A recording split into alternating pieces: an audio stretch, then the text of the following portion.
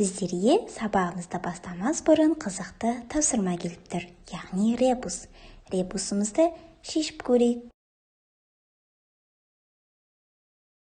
Иә балалар, таза бұлақ деген сөз шықты. Демек біздің бүгінгі тақырыбымыз қандай? Мына өлең жолдарына назар аударайық. Кел балалар оқылық, оқығанды көңілге, ықыласпен тоқылық. Балалар, бұл өлең кімнің өлеңі?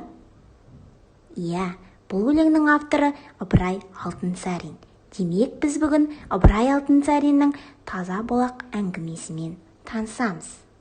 Балалар, бүгінгі тақырыбымыз таза бұлақ. Мақсатымыз сен ойыңды нақыл сөздер, суреттер арқылы тұжырымдайсың. Бірінші тапсырма. Түсініп оқы және сұраққа жауап беріп көр. Бұлақтың қайнап жатқан көзіне жақын қазандай бір тасты қойыпты да тасқа: «Ей, жолаушы болсаң осы таза бұлақтай бол», деп жазыпты.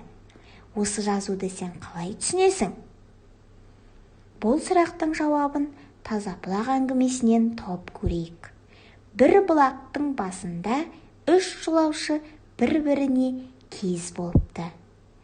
Бұлақ бір тастақ жерден шығып жатыр екен.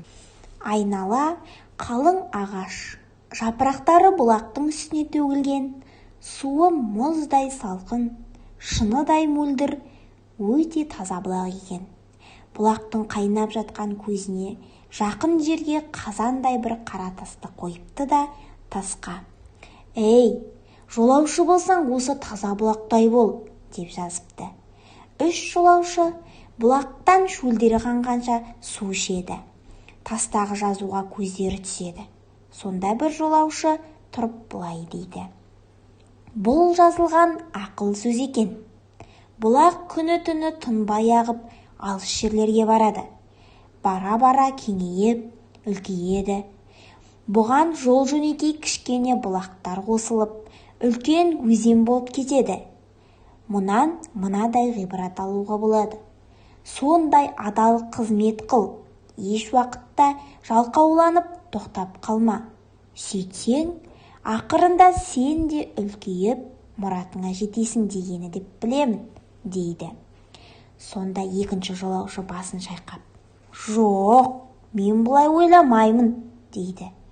Бұл жазудың мағынасы сіздің ойлағаныңыздан гөрі тереңірек соқса керек. Бұл бұлақ кім-кімге болса да даяр, ыстықтағанды салқындатып, рахаттандырады. Сусағанның шөлін қандырады. Онысы үшін ешкімнен ақы дәметпейді.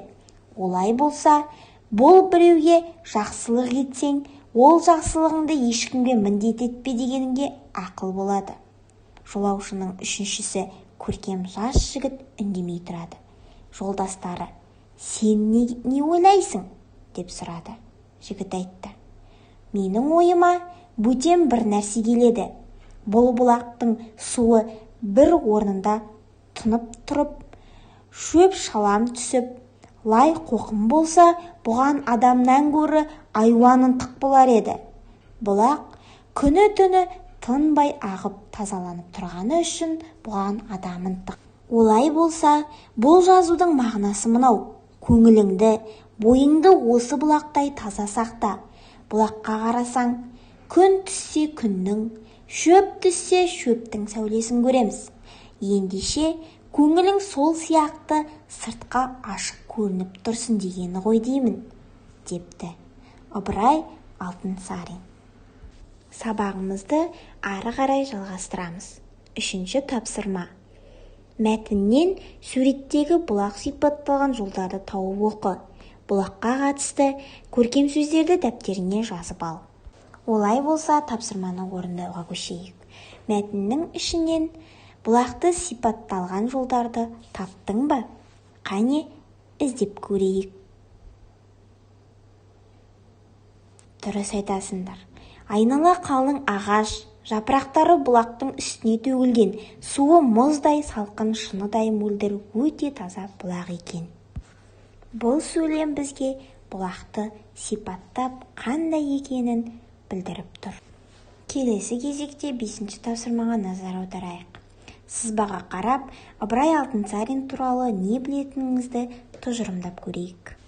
Ыбырай Алтынсариннің қандай әңгімелерін, қандай өлеңдерін білесіңдер? Және ондағы негізгі ой қандай? Ыбырай Алтынсариннің өлеңдері: өнер білім бар жұрттар, кел балалар оқылық, жаз, азған елдің хандары, әй жігіттер, залым төреге, өзен, және де тағы да көптеген өлеңдерін білеміз. Ыбырай Алтынсариннің әңгімелері: бай мен жарлы баласы, Қыпшақ Сейітқұл, киіз үй мен ағаш үй, таза бұлақ, надандық, әке мен бала, жомарт, бақша ағаштары, данышпан қазы. Ыбырай Алтынсариннің әңгімелері, өлеңдерінің негізгі ойы қайырымдылықты, әділдік, еңбекшіл, достық, оқу білім, өнер, адамгершілік, шыншылдықты көздейді. Балалар, сіздерге 87-ші беттегі 4-ші тапсырма үй тапсырмасы. Ол тапсырмада сіздер әр жолаушының пікірінің дұрыстығын жақтап дәлелдейсіңдер. Қорытынды сөздеріңді нақыл сөзбен тұжырымдап көріңдер. Сабағымыз аяқталды. Сау болыңыздар.